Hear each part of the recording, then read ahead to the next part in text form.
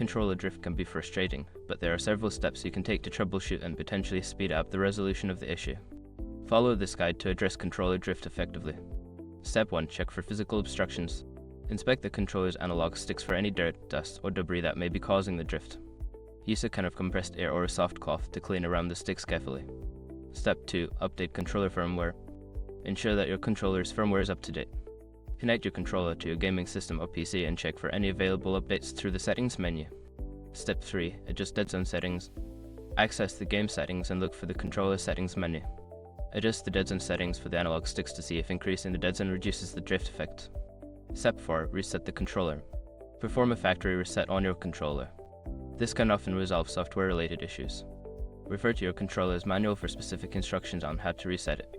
Step 5. Consider replacement. If the drift persists after trying the above steps, it may be time to consider replacing the controller.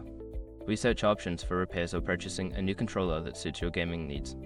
By following these steps, you can effectively address controller drift and enhance your gaming experience.